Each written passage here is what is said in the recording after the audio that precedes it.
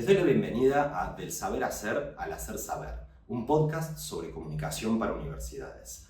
Soy Manuel Bomecker y en las conversaciones que recorreremos juntos vamos a dialogar con personas que piensan, diseñan y gestionan la comunicación para universidades desde adentro. Este podcast surge de años de trabajo con universidades de América Latina, en particular con la Facultad de Ciencias Exactas, Físicas y Naturales, con la Universidad Nacional de Córdoba, con el Consejo Federal de Decanos y Decanas de Ingeniería de la Argentina y con la Asociación de Universidades del Grupo Montevideo. Quédense para escuchar una conversación que continúa pensando cómo se construye la comunicación para la ciencia, la educación y la innovación. Empecemos. En uno de los capítulos de esta serie de entrevistas que venimos compartiendo, que podría decir un poco obvios, pero un poco fuera de programa, porque cuando empezamos a pensar este recorrido de voces sobre la gestión de la comunicación y la relación con la educación, no habíamos tomado como tema central la inteligencia artificial como un proceso de debate en estos temas. Habla mal de uno en estos temas en ese sentido, pero se nos ocurrió incorporar una mirada directa que es la de Pedro Luis Figueroa, un amigo de la casa con quien nos hemos cruzado en distintas instancias y formas de trabajo, nos han vinculado amistades, proyectos tecnológicos diversos, pero Pedro es un educador, una persona especialista en educación, que ha focalizado mucho de su trabajo en la educación y la relación entre la educación y las tecnologías. Un tema de lo que tenemos que hablar es qué queremos decir cuando decimos tecnología, ¿no? Porque si uno trabajara la especificidad de esto, deberíamos decir tecnologías de la información, ¿no? Y asociadas a la comunicación digital y a la tecnología en términos de computación, y que ha focalizado mucho de su trabajo en la innovación tecnológica dentro de la educación y con una visión siempre adelantada y desde un grupo de Facebook y una comunidad de Facebook conocida como los docentes y las TIC, a hoy ser uno de los jugadores que por lo menos en nuestra región está discutiendo como investigador, como persona, con una voz bastante fuerte sobre la relación entre la educación y la inteligencia artificial. En un recorrido como este, que busca pensar los desafíos de gestionar instituciones educativas como las universidades, no podíamos dejar de convocarte, Pedro, con el gusto de que hayas podido hacerte el tiempo de juntarte a charlar sobre esto, y te dispara un escenario. Venís discutiendo educación e inteligencia artificial. ¿Cómo podrías introducir tu mirada sobre esto? Bueno, Manuel, primero, gracias por la generosa presentación. Adhiero a la mirada de intercambiar desde la amistad, desde lo profesional, desde lo vincular, distintas instancias siempre enriquecedoras, así que es un verdadero placer compartir este espacio. Esperamos dejar algunas motivaciones y también, como disparador en lo que hablabas, también la intención de dejar muchas preguntas, ¿no? No es una época de certezas o de establecer verdades inflexibles que se van a mantener en el tiempo, sea el tiempo que sea, sino por el contrario, de repensar. Y me parece que hay ahí un punto de partida muy interesante, que es lo que plantea la inteligencia artificial. Nos obliga, nos interpela, nos invita, nos condiciona fuertemente a repensar estructuras naturalizadas en las instituciones y en los vínculos humanos y en los ámbitos profesionales, que hasta este momento no había nada que las pusiera en jaque, porque la inteligencia artificial lo que busca es actuar como actúa el ser humano.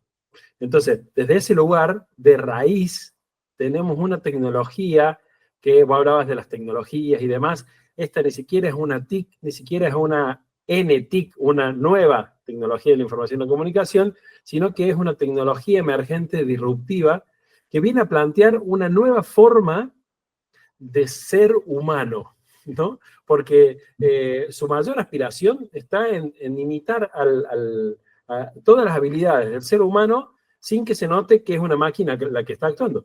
Y desde el 56 que nace esta inteligencia artificial, tiene esa aspiración, ¿no? Las máquinas que piensen como pensamos los seres humanos.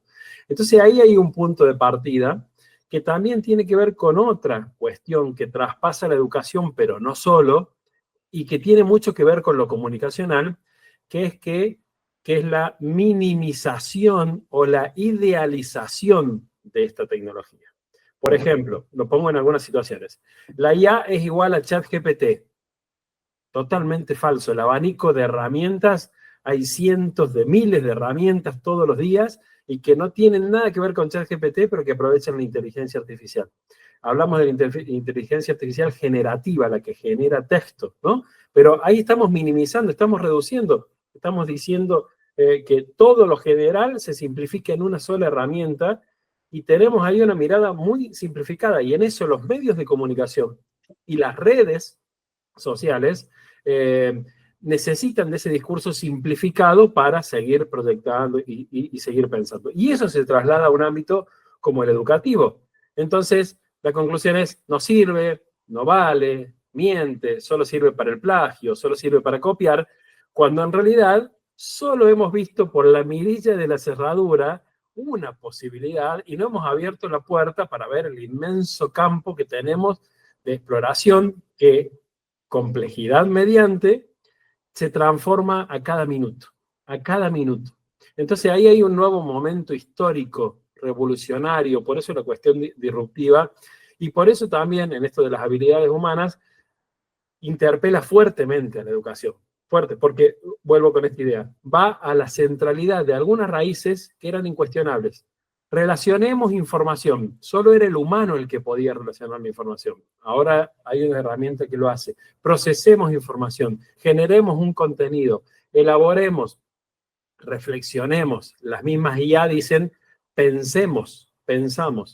Bueno, ahí hay un panorama muy complejo en el que los dos ámbitos, la educación y la comunicación, tienen que salir al cruce para poner su voz, para repensarse internamente y para plantear acciones hacia afuera. La comunicación y la educación son ámbitos que deben ser actores centrales y voces principales en este repensar la humanidad y la sociedad a partir de la inteligencia artificial, ¿no? Es una excelente oportunidad, pero que necesita sí o sí de contextualizar realmente de lo que estamos hablando, y no hablo de ser programadores, informáticos, ni especialistas en ciencia de datos, machine learning, hablo de experimentar y magnificar de lo que se trata esta herramienta y de los avances constantes. Me encanta la perspectiva que traes y al estar tan atravesados por un proceso que es un emergente actual, digo, la penetración y sobre todas las cosas, la visibilización de algunos procesos gestionados por la inteligencia artificial, vamos a decir, esta mirilla de lo que vos estabas diciendo, nos pone en una tensión porque todavía no hay, digo, hay muchísimas más preguntas que certezas sobre los efectos que esto produce, sobre todo en un nivel masivo como el nuestro. Digo, nosotros podremos ser usuarios más o menos avanzados de aplicaciones potenciadas con inteligencia artificial y discutir algunas cosas, pero no estamos del lado de la generación de inteligencia artificial. Entonces, quiero proponerte algunos saltos de miradas en ese sentido. Tu currículum nos cuenta que estás trabajando como asesor de algunos organismos para pensar cuestiones asociadas a la inteligencia artificial. Acabamos de abrir esta entrevista con un montón de incertidumbres y de preguntas. ¿Podemos saltar algunas certezas y a que nos cuentes qué sabes que se está haciendo con casos interesantes de experiencias con inteligencia artificial asociados a educación? Si tenés en universidades, más todavía, pero en las experiencias donde nos puedas compartir.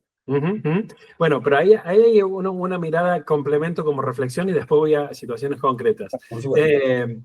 La incertidumbre no es necesariamente una limitación para la acción. Al contrario, la incertidumbre es el motor principal para la acción, en este caso, y hablando institucionalmente y hablando especialmente de instituciones educativas. No sabemos, porque la incertidumbre no es, no sabemos qué hacer. La incertidumbre en todo caso es, no sabemos lo que va a venir.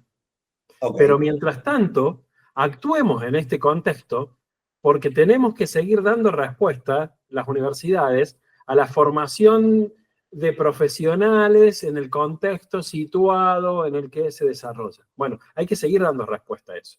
Entonces, en el diálogo hacia adentro y hacia afuera de las mismas instituciones, esa incertidumbre se convierte en una materia prima, imprescindible, necesaria, inevitable, pero a la vez proyectiva, paradójicamente. ¿no?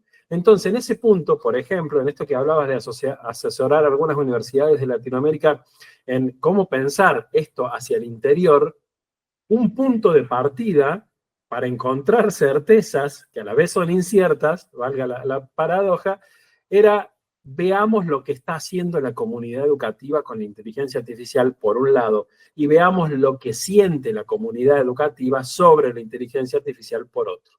Entonces, es miedo, es incertidumbre, es sorpresa, es idealización, pero a la vez, ¿qué está haciendo?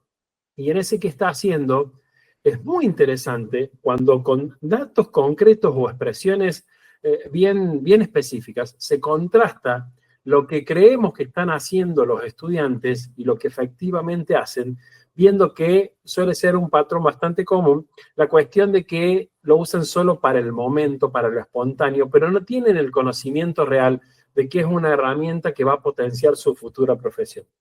Y de que los docentes hay una cuestión muy fuerte de me va a reemplazar, es una amenaza, esto solamente sirve para el plagio, miente, no sirve, y en realidad esas dos miradas, fíjate vos lo que hacen, es corrernos a los humanos del lugar preponderante de decir esto es un instrumento y lo manejo yo, sino que le damos a ese instrumento la potestad exclusiva de que haga lo que quiera, de que maneje el miedo, la incertidumbre o el producto que genere en el caso de los docentes y por eso no lo uso, o en el caso de los estudiantes que me sirva para salir del paso y simplemente y nada más, cuando es mucho más amplio el contexto. ¿Qué están haciendo las universidades a partir de esos diagnósticos? Un primer elemento muy común, y esto a nivel latinoamericano, en Argentina no tanto todavía, pero a nivel latinoamericano ha habido un tiempo, todo este tiempo, los últimos 2 años, de repensarse hacia adentro y de establecer criterios y consensos de común para el uso de la inteligencia artificial en la dinámica académica interna. Es decir, y esto no está traspasado por la prohibición, ese es un punto importante, sino, bueno, ¿qué sabemos? Esto. ¿Qué sentimos? Esto. Bueno, nos pongamos de acuerdo en cómo utilizarlo, cómo proyectarlo, qué podemos hacer. Y ante situaciones que no sabemos manejar, veamos algún mecanismo en el que nos podamos encontrar, consensuar y ver cómo traspasarlo desde ahí. Eso ha generado, por ejemplo, que en algunas universidades explícitamente se incluya en los trabajos finales de grado, por ejemplo, el uso de la inteligencia artificial. Explícitamente. La normativa de la... Deja de ser lo clandestino, porque ya tenemos un marco de referencia institucional que es distinto en cada institución para poder trabajarlo como herramienta y para ir valorando, este es el proceso paralelo complementario, para ir valorando constantemente y evaluando esa implementación para revisarlo de acá a un tiempo, ¿no? La dinámica institucional, que vos sabrás seguramente en cada una de las instituciones, bueno, aplicada a estos contextos.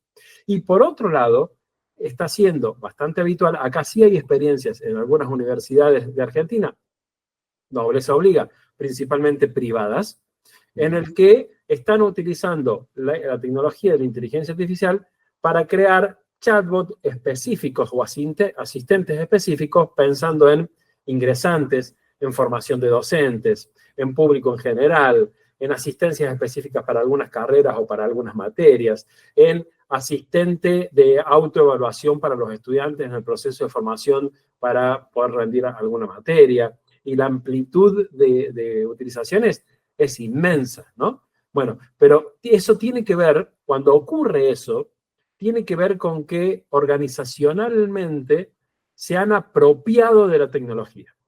Han hecho un traspaso en la idealización o en la experimentación, han comprobado efectivamente y han visto la utilidad en ese punto. Eso, en un primer momento no ocurre. Cuando no hay un mínimo recorrido institucional, organizacional, con respecto a qué hablamos cuando hablamos de inteligencia artificial. Bueno, esas son algunas experiencias que se están trasladando y en el medio un debate permanente y constante, porque, reitero, la IA ataca la producción de contenido, de conocimiento, la reflexión, que son pilares fundamentales de la formación universitaria, por ejemplo. Y ¿Podrías contarnos algunas experiencias dentro de las aulas, ya sean en universidades, en colegios secundarios? ¿Qué experiencias podés compartirnos sobre la experiencia educativa? Porque podemos decir que parte de lo que vos estás diciendo, o lo que nombraste recién, es la capa como de servicios que Tal se cual. pueden atender con inteligencia artificial. Que me interesa que volvamos ahí. Bien. Pero, ¿qué experiencias positivas y negativas hay con inteligencia artificial dentro de las aulas? Hay un abanico inmenso, al menos en lo que yo detecto, desde la búsqueda de prohibición como aspiración no cumplida del todo, porque la IA también cambia las reglas de juegos y demás, y ahí hay cuestiones como, bueno, uso un detector de IA para ver si alguien utilizó IA, y en realidad esos detectores se basan en una lógica de que predicen si alguien lo usó, no es efectivo, no es 100% fiable, bueno, y ahí entran en juego un montón de cuestiones. Está desde esa prohibición o ese control como muy estricto, buscando que nadie lo utilice, hasta cuestiones alternativas de cambiar metodologías o cambiar miradas en el uso de la IA, involucrándolo en un primer momento. Estoy como muy interesado que me puedas contar alguna experiencia, si por ahí no se puede nombrar la institución, no hay problema, pero que puedas contarme una experiencia como dentro del aula, como casos concretos, porque, y me interesa volver también a esa parte institucional, porque muchas de las personas algunas de las personas que nos podrán llegar a escuchar y ver esto, son personas que están implicadas en la gestión del aula, o que están implicadas, o por lo menos estas entrevistas apuntan a esas personas, o que están implicadas en la gestión institucional. Entonces, me interesa que nosotros podamos, además de reflexionar sobre la incidencia, sobre el sesgo que puedan tener, que ya es profusa la reflexión sobre esos temas, me interesa conocer tu mirada con experiencias concretas en estos temas, ¿no? La premisa fundamental para involucrar la IA en el aula es estar totalmente abierto a transformar metodologías y didácticas. Porque si no, queremos hacer encajar un círculo en un cuadrado. Imposible. Okay. Porque no es una herramienta más, sino que es una lógica nueva que se involucra en la producción de conocimiento, en el planteo de lo que vayamos a desarrollar como contenido en alguna aula o en alguna materia. Entonces, ahí hay una cuestión de base, pero esencial. Tengo que estar abierto y predispuesto a generar nuevas instancias desde distintas miradas y a repensar que quizás lo que yo planteaba como producción final, realicen un video sintetizando toda la información o una presentación o un ensayo, es quizás ahora mi punto de partida asistido por inteligencia artificial para empezar a repensar, a reflexionar, a armar, a elaborar. Entonces, ya desde ahí nos cambia la manera de plantear algo tan neurálgico como las consignas, ¿no? Claro. O las evaluaciones. Bueno, yo tengo que empezar a plantearlo de distinta manera. Entonces, por ejemplo, ¿no? Voy a plantear algunos casos como muy concretos utilizando alguna herramienta. Si yo uso ChatGPT o algún chatbot de IA generativa, yo tengo la oportunidad inédita de conversar por primera vez con el autor de los textos con los que yo estoy leyendo. ¿Cómo hago? Le cargo el texto, le digo al chat, a partir de ahora vos sos el autor de ese texto. Entonces lo contextualicé. Y te voy a empezar a hacer preguntas y vamos a conversar. Y vos me vas a hacer preguntas a mí sobre el texto, a ver si entendí tu teoría. Entonces, por primera vez converso con Keynes, converso con Durkheim, ¿no? Entonces, y él me empieza a preguntar cosas, entre comillas.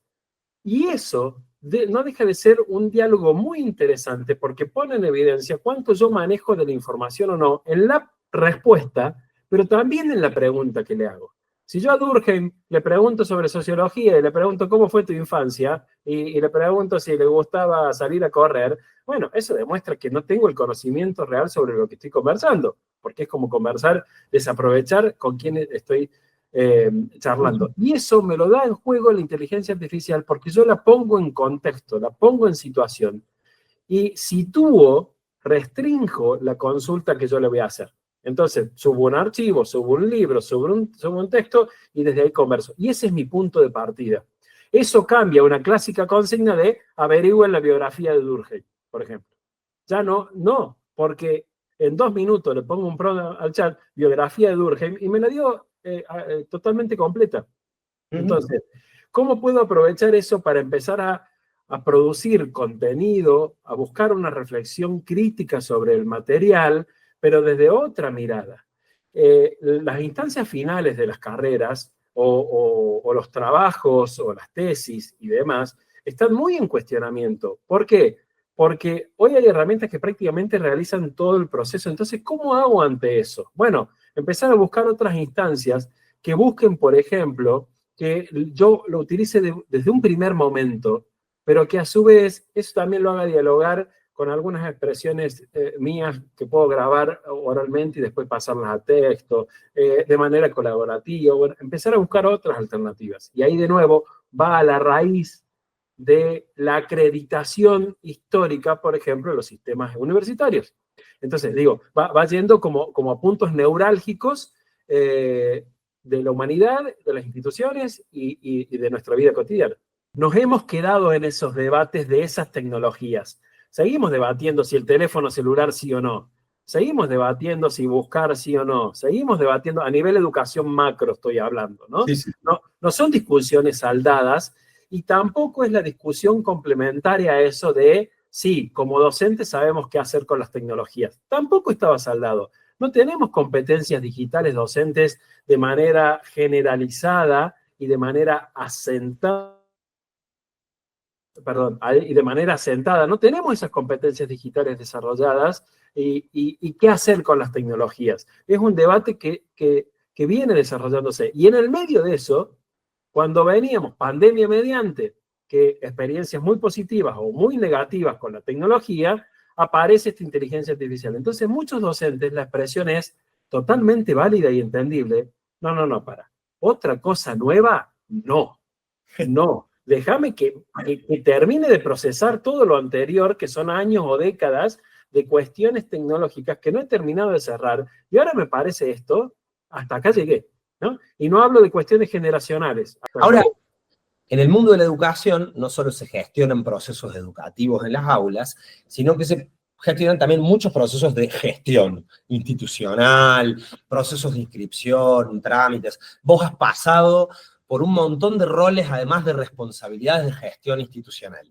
Nos salgamos por un momento del aula y volvamos a estas experiencias que nombraste del lado de las universidades, pero también de otras experiencias educativas que nos puedas contar. ¿Cómo ves ese escenario en relación a la inteligencia artificial?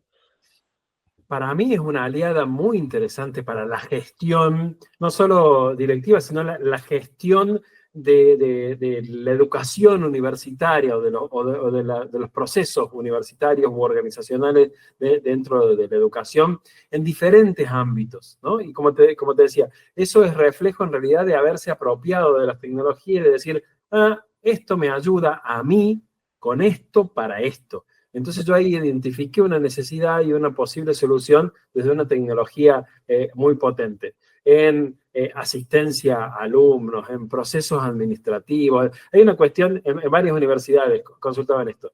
Estamos cansados de responder todos los años las mismas consultas, ¿no? Bueno, con solo crear algo que tenga toda la normativa básica institucional y alguien le pregunta ¿cómo hago para?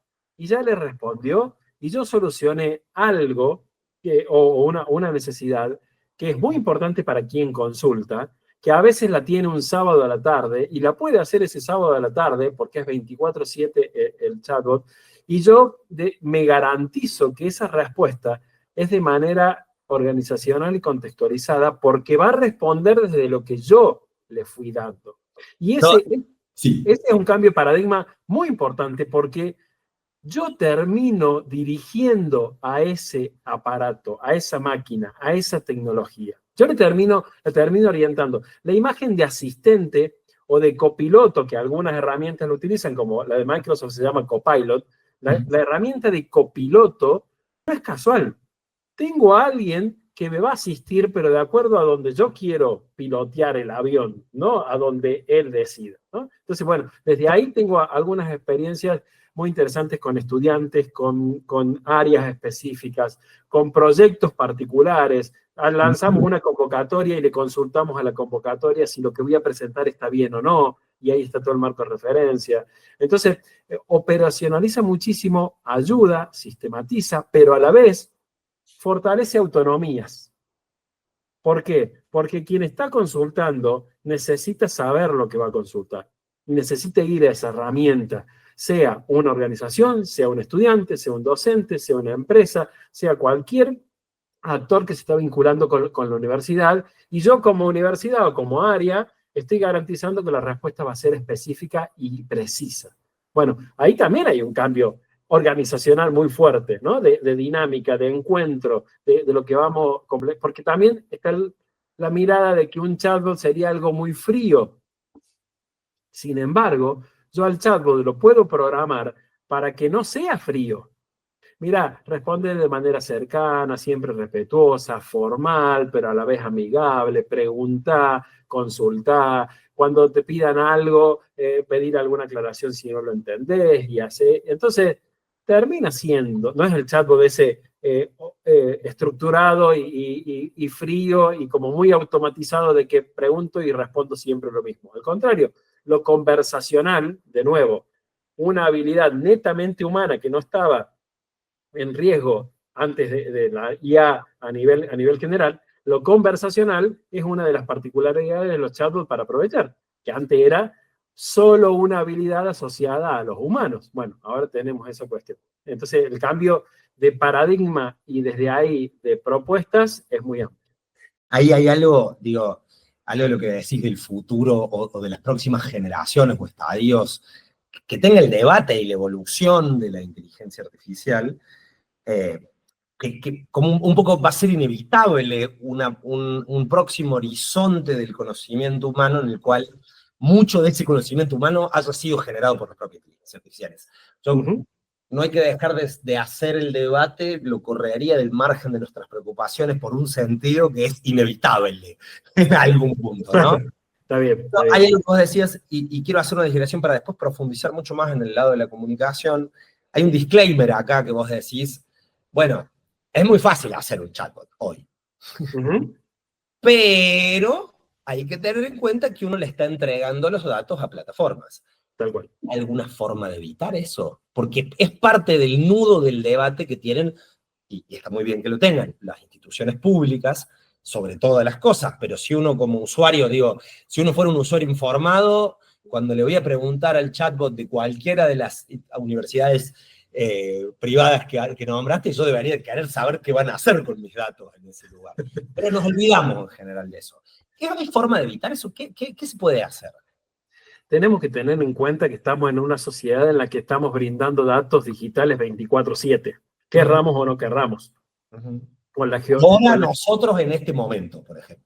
¿Cómo? Ahora nosotros en este momento. Ni hablar. No, tampoco la visión como muy de ciencia ficción y demás de que hay detrás todo un conjunto de conspiración que nos está escuchando porque hay detrás una persona y que mañana alguien viene y me golpea la puerta porque me escuchó en esta videollamada, digamos. No es tan directo.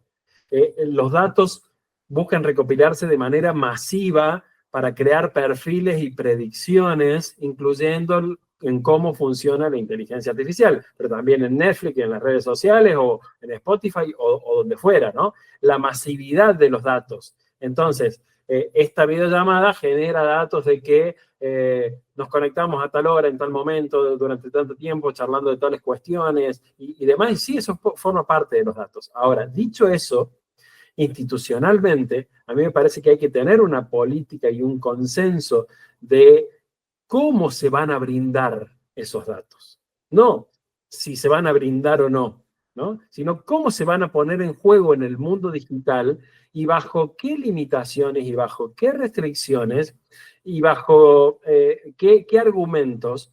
Por ejemplo, cuando nosotros organizacionalmente o cualquier universidad contrata un servicio de Microsoft, de Google o de cualquier otra empresa para tener su correo electrónico, no está haciendo otra cosa más que de manera acotada y a través de un acuerdo comercial, pero también de confidencial y demás, brindarles datos a la empresa. Después la empresa nos puede decir que los saca, los tiene, no los tiene y demás, ¿no? Entonces, la circulación de datos hoy es una cuestión que es inevitable, pero que a la vez hay que tener ciertos resguardos, por un lado. Porque por otro lado, el procesamiento de los datos, o en cómo procesemos esos datos potenciados por la inteligencia artificial, también va a marcar un valor agregado institucionalmente. ¿Y qué datos recopilo? No tenemos una cultura del dato, y esto incluiría cuidar los datos, pero a la vez saber la potencia que tienen. Te doy un ejemplo y me vuelvo al aula. En el aula, ¿cuáles son los datos clásicos que tenemos en educación? Asistencia y notas. Ahora, yo con una herramienta de IA puedo empezar a vincular mensajes en foros, si tenía un WhatsApp, cuál fue la interacción, algunos datos de conectividad en el aula Moodle de manera general, cuántas entregas, y empezar a traer datos y expresión y cómo se vinculan y demás. Y yo elaboro un conjunto de datos que a priori descarto en un ámbito académico porque me suenan muy informales o me suenan muy poco interesantes. Pero cuando yo los hago dialogar con el resto de los datos, yo puedo tener un perfil de mi clase que de otra manera no lo tendría. Entonces, el dato termina siendo una materia prima de hoy que utilizan las empresas para herramientas como inteligencia artificial, pero también eso nos pone en evidencia que el dato hoy es la materia prima para repensar procesos y para actualizar procesos. Por ejemplo, lo que ocurre en el aula o lo que ocurre organizacionalmente, ¿no? Y no solo el dato numérico, porque la IA nos permite procesar cualquier tipo de datos y de información y fundamentalmente ponerlos en diálogo, ponerlos en relación y preguntar cuestiones que quizás no hubiéramos determinado de manera humana porque no podemos procesar esa cantidad de datos. Entonces, tiene el lado A y el lado B, el lado bueno y el lado con un riesgo muy fuerte, esta cuestión de los datos, pero también asumiendo que estamos en una sociedad digital en la que se maneja desde ese lugar, ¿no? Y ¿por qué las herramientas son gratuitas? Porque el pago es con el dato que le damos permanentemente cuando elegimos una serie u otra, cuando nos conectamos a Instagram a la 1 de la mañana o a las 10 de la mañana. Esos son datos que estamos brindando a la herramienta. Bueno, ahí también hay un crecimiento organizacional y una necesidad de consenso. Es decir, ¿qué datos? ¿Para qué? ¿Cuándo? ¿Y a quiénes? Y ahí hay todo un debate y toda una política que se debe adaptar a cada uno de los contextos. Y acá viene una reflexión que me resulta muy interesante pensar, que es, hay una comunicadora, quien fuera en su momento la directora de comunicación de la Universidad de Asunción, Evelia Mesa, una escritora de comunicación institucional muy interesante, te voy a decir, que tiene una posición que nos invita a los comunicadores a pensarnos en la importancia de tener un giro estratégico. Porque si seguimos pensando a las oficinas de comunicación como oficinas de producto, vení, haceme el videíto, haceme el posteo de Instagram, la inteligencia artificial ya nos va a llevar puestas. Si ya Instagram y las redes sociales y las webs aparecieron como ese canal de intermediación a través del cual gestionar la relación con las comunidades educativas, te mando el mail para que te enteres del paro, publico en la web las nuevas convocatorias, en Instagram los testimonios de las personas, pero seguía siendo necesaria la intervención humana para producir ese contenido. Hoy, eso está puesto en tensión, nuevamente. Y hay un gran desafío en los equipos de comunicación de incorporar la velocidad de producción que generan los procesos productivos, y esto tiene dos instancias, y sobre esto quiero escucharte, ¿no? Tiene dos desafíos. Para los equipos de comunicación que ejecutan tareas, que son quienes son los responsables de gestionar las plataformas digitales, entender la velocidad de producción que entrega en muchos ámbitos la inteligencia artificial generativa, sobre todo en la producción de contenido, eso está visto.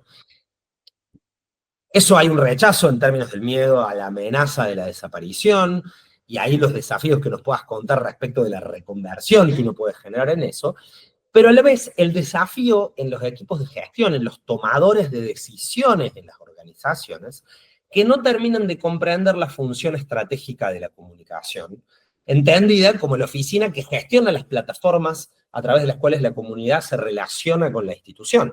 Si el área de comunicación es la responsable de gestionar el Instagram, la web, los mails, la presencia en medios, y la comunidad universitaria, en este caso, por ejemplo, su principal vía de interacción es, para decirlo simplemente, el Instagram y la web de la universidad, la oficina de comunicación gestiona las relaciones con la comunidad.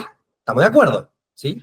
¿Qué pasa con la inteligencia? ¿Qué pasa con las, vamos a ser correctos, con las aplicaciones potenciadas con inteligencia artificial en relación a estos temas? Bien, lo primero que me surge en la descripción que hacías es que en realidad hay problemáticas, desafíos, conceptualizaciones o algunos prejuicios inclusive sobre las áreas de comunicación de las organizaciones que son pre-inteligencia artificial, ¿no? Entonces ya viene ese recorrido y quizás la IA lo que hace es ponerle de manera cruda y de manera directa sobre la mesa y decir, bueno, todo lo que no supimos o no quisimos revisar en algún momento o que mirábamos para otro lado, acá está sobre la mesa y se nos pone en juego, ¿no? Parecido a lo que pasa en la educación también, y en el ámbito comunicacional sin duda, pero con el valor agregado de que la IA es internamente y constitutivamente una cuestión de comunicación. Es una herramienta conversacional, comunicacional, hablo de la IA generativa particularmente. Entonces ahí pone un plus a la complejidad porque no solo interpela las tareas, los momentos, la producción de newsletter, de correos, de videos, de presentaciones y demás, sino que también empieza a ser un medio de vinculación que puede llegar a preferirse antes que los anteriores o los tradicionales. Lo que hablábamos del chatbot. El chatbot termina siendo esta cuestión conversacional que quizás en algún momento se hacía de otra manera o de una manera como más estructurada o más inflexible en algún punto, pero termina cumpliendo esa función. Entonces me parece que tanto para la comunicación o para los ámbitos de comunicación como para cualquier profesión, hay que consensuar y hay que establecer si la IA cambia en cada uno de estos ámbitos, si cambia la profesión en sí, si reemplaza, o si automatiza una tarea que era necesaria, pero que no es parte constitutiva de nuestra función, y eso nos permite dedicarnos a algunas otras cuestiones. El ámbito comunicacional como profesión se tiene que reconvertir inevitablemente, y por ejemplo, parecido a lo que pasó en algún momento con los community managers, ¿no? Con las redes sociales. Bueno, aparecieron las redes sociales y dijimos, ¿y ahora qué hacemos? Bueno, y ahí hubo un ámbito que se fue construyendo a partir del ámbito de la comunicación y reconvirtiendo y haciendo algunos aportes. Pero también con la IA puede ocurrir lo mismo. Por ejemplo, quizás un ámbito comunicacional que es el que permite establecer un vínculo posterior entre las herramientas de IA generativa y los usuarios, generalicemos así, es la cuestión del prompt, de la orden que yo le pongo internamente a esa herramienta para que termine brindando una interacción lo más naturalizada posible. Entonces, quizás un rol del comunicador es el detrás de escena de esa herramienta para ver cómo responde desde su expertise comunicacional y teniendo en idea la comunicación como vínculo, ¿cómo hago para que esta herramienta genere un vínculo similar o pertinente al que yo necesito organizacionalmente o profesionalmente, ¿no? Entonces ahí también nos va transformando, pero inevitablemente va a haber tareas que la IA va a hacer, tareas automatizadas o automáticas que la IA va a hacer de manera mucho más eficiente y más rápida que lo que hacemos nosotros. Asumirlo implica no desligar, no sentirse reemplazado, sí sentirse desafiado a decir, bueno, y ahora tengo esta tarea resuelta. La tarea, bueno, ¿qué hago yo con la función que necesito? ¿Para dónde la proyecto? ¿Cómo lo encamino? ¿Qué valor agregado tengo? ¿Cómo lo pienso? pasa en la programación, pasa en las áreas de marketing, pasa en la educación, pasa en la comunicación, pasa en muchos ámbitos en los que tareas se empiezan a cumplir de esta manera, ¿no? Entonces, es un desafío muy complejo. Pero vuelvo al inicio. La mirada sobre la parte comunicacional también requiere un debate actualizado en relación al que traíamos pre-inteligencia artificial y ahora en relación a estas nuevas herramientas, ¿no? Para empezar a cerrar, a mí me parece muy profundamente importante este debate, porque es obvio, uno podría decir es obvio, pero no es obvio, pero eso evidentemente no se refleja en la realidad, que pensar la comunicación debe ser pensada desde lo interdisciplinar.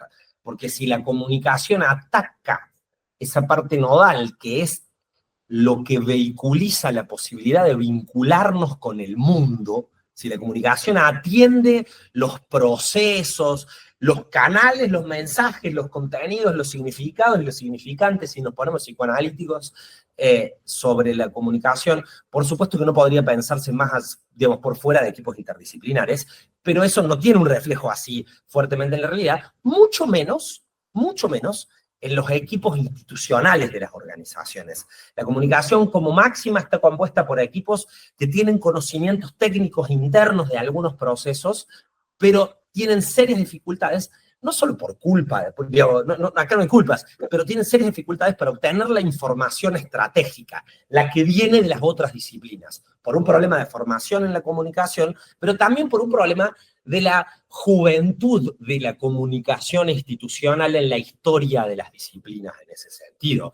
Ahora, hay una serie de procesos que tienen que hacer las organizaciones para acercarse a las tecnologías de la comunicación, pero también hacia la inteligencia artificial en ese sentido. Porque si comunicación es vínculo, las organizaciones, y para que no temamos los comunicadores, las personas de la comunicación, si la comunicación es vínculo, hay algo que van a necesitar siempre las tecnologías y la inteligencia artificial, es que alguien le diga quiénes son sus públicos, que describamos, que tengamos en claro quiénes son los segmentos a los cuales nos queremos dirigir, cómo les queremos hablar, por qué les queremos hablar así. Nosotros le tenemos que explicar cuáles son las necesidades de esos segmentos. El buyer persona, el reconocimiento del público objetivo, sigue siendo una función fundamental y muchas veces poco valorada dentro de las organizaciones. Y dos, por esto quiero tirar estos dos conceptos, algo que es muy importante que las organizaciones trabajen en el proceso de la incorporación de estas tecnologías, que es tener ordenada su información. Personas destinatarias de nuestro objeto de existencia, que van a ser nuestras demandantes de servicio, y entender qué tenemos para ofrecerles, para decirlo de manera simple, ¿no? Bueno, en ese punto, la automatización de la recopilación de información, que organizacionalmente sabemos desde la comunicación que es toda una cuestión muy compleja y muchas veces la traba está ahí, ¿no? ¿En qué se manifiesta? En lo que decía, a mí no me llegó, ¿no? O nadie me mandó, o nadie me avisó. Bueno, si desde la IA o desde un conjunto de tecnologías y desde una mirada interdisciplinaria y multidisciplinaria nosotros podemos automatizar el flujo de datos y de información para que definitivamente desde una mirada comunicacional y vincular después se pueda procesar y trasladar en los canales que buscamos, también hay un paso y un valor agregado muy interesante, ¿no? Porque todo lo que vaya por este carril va a ir por este circuito y demás, y eso están generados esos carriles para que eso ocurra. Pero también agregaría un detalle que termina de complejizar la cuestión de lo que decías, la comunicación es vínculo, sin duda, pero también la comunicación es poder. Y quien tiene el dato hoy, en esta sociedad de la comunicación digital y de la inteligencia artificial, quien tiene el dato también tiene el poder. Y organizacionalmente muchas veces también hay cuestiones de poder, hasta ideológicas en algún punto, del manejo de la información, de quién, cuándo, cómo, para qué, de quién tiene el dato, de cómo se transmite, de quién lo dice, de quién se muestra que lo dice a ese dato y demás. Y eso también complejiza muchas veces los circuitos, ¿no? Desde ahí. Entonces, lo comunicacional no termina siendo solamente un problema tecnológico o de implementar nuevas tecnologías emergentes y disruptivas como la inteligencia artificial, sino también de solucionar vínculos previos o cuestiones humanas o institucionales o vinculares que hacen que esa comunicación sea operativa, expeditiva y productiva o no. Entonces, volvemos a cuestiones humanas, a cuestiones centrales. Por más que yo tenga un circuito automatizado de información, por más que yo tenga la manera más efectiva de comunicarlo, por más que yo tenga una mirada y un equipo multidisciplinario, si hay una mirada de que la información y la comunicación y los datos dentro de la organización es símbolo de poder, ¿no? Y poder en el sentido de la jerarquía y de intereses distintos y de disputas, bueno, ahí tenemos una complejidad muy fuerte y hasta a veces insalvable a nivel organizacional. Entonces, volvemos a la cuestión de que la tecnología sí ayuda, colabora, potencia, pero siempre y cuando también haya otras condiciones. Y a nivel profesional comunicacional también, porque yo puedo ser el especialista número 1 en comunicación, inteligencia artificial, tecnología y demás, pero si organizacionalmente no está esta mirada, nos encontramos inevitablemente con alguna barrera, ¿no? Lo mismo que ocurría en la época de Internet o en cualquier otro momento. En eso los seres humanos nos repetimos un poco. Bueno, Ahora, claro, obvio. Como mirada... Que avance la tecnología no significa que avanzamos la humanidad solucionando nuestros problemas.